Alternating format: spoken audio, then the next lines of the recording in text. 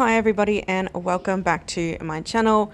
Once again, getting straight into it, and also I did do a few videos on the wrong camera setting, but anyway, first up today we are getting a slow cook beef ragu ready to just chuck in so I can just get going with the next meal. But basically I'm just going to dice up the carrot extremely small. Just pop that straight into your slow cooker. I think I did forget to sort of do a quick little spray or something down the bottom, but it doesn't really matter. It's all pretty liquid in the end.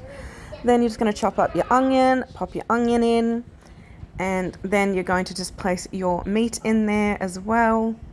And then sort of remove any of the fat. Then I just added some garlic, then some tomato paste.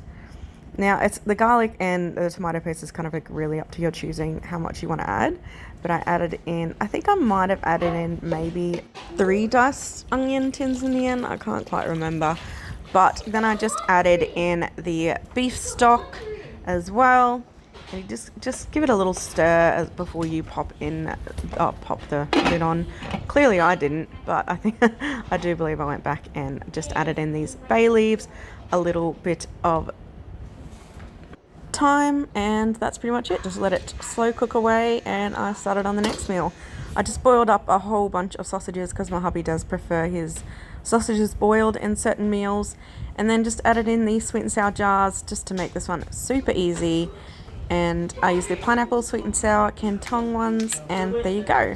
So basically it's 2 meals here and a lunch. I was just running out of tins and I had to send hubby down the road to get some, so I just used the containers that I did have at that current time. Next up is a tuna casserole slash like tuna pasta bake type thing.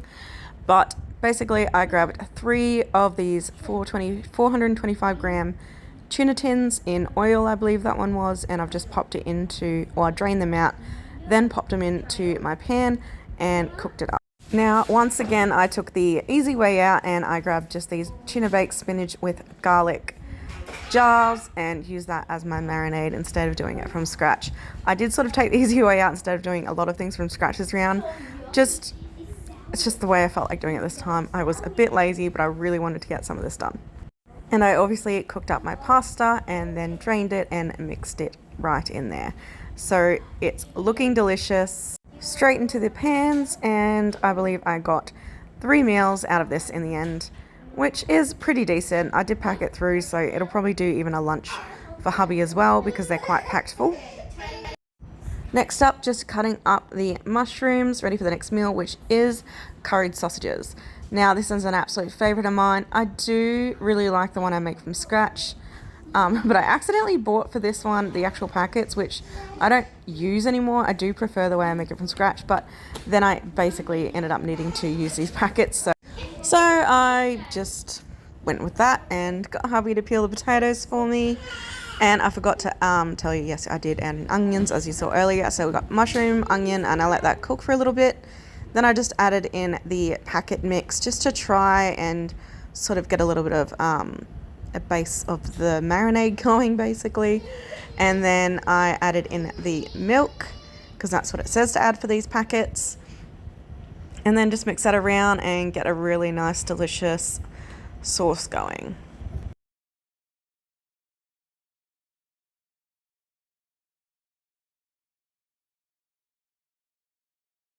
Next, you're just going to add in all your boiled sausages or cooked sausages depending on how you like them, and mix all of that in. I did add in a few packets, I think 3 packets of curried sauce and a little bit of milk. Then you're just going to mix it all in and sort of, if you want to taste test just to make sure you've got the right strength. And that's pretty much it. Just let it sort of cook on a bit of simmer for a little bit and pop it in your pans and wait for your potatoes to be ready. Mash up your potatoes and then just add it on top. Pretty simple. And hopefully, depending on how much you put in there, it depends on how many meals you get. I did record myself doing my mashed potatoes, but if you've seen any of my previous videos, you know how I do it.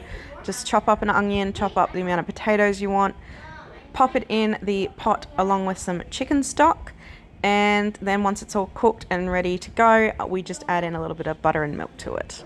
So chicken stock and mashed potato, you really need to try if you haven't already.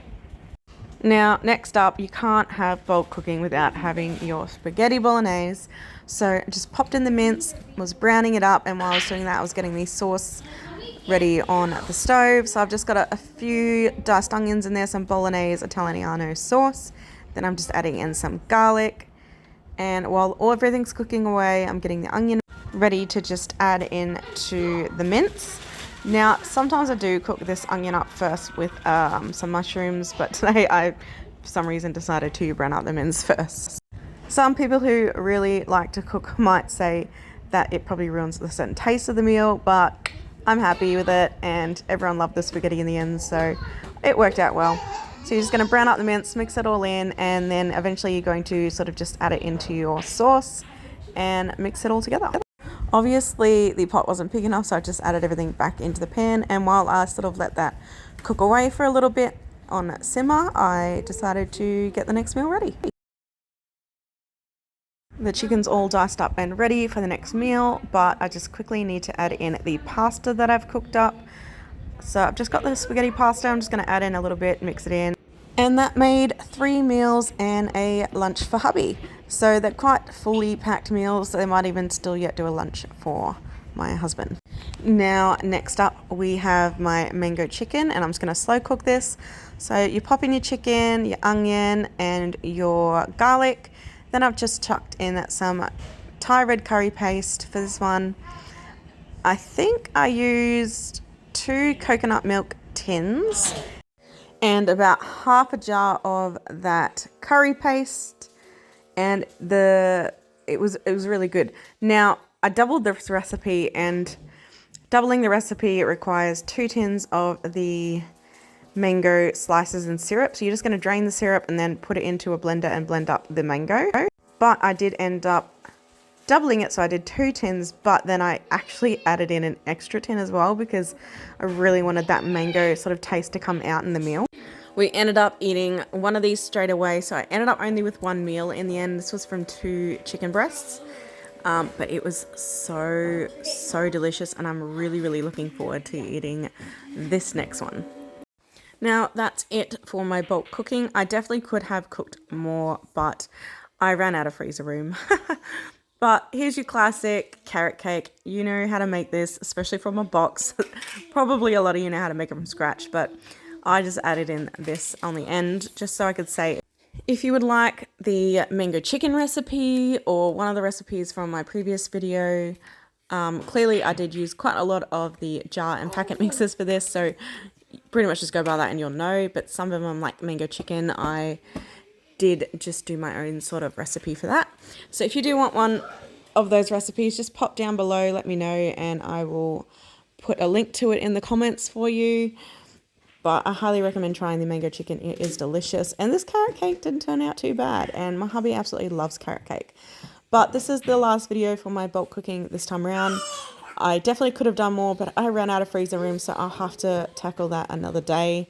But I've got, I think, about 26 meals altogether, so I'm quite extremely happy with that. I'm not going to have to cook for almost a month, probably a month even, because we'll probably get takeout every now and then, so I'm very happy about that. But I hope you enjoyed this little journey of what I get up to and what I make our family at home. But I upload a lot more than just cooking videos, so stay tuned. Please like, please subscribe, and I'll see you in the next video.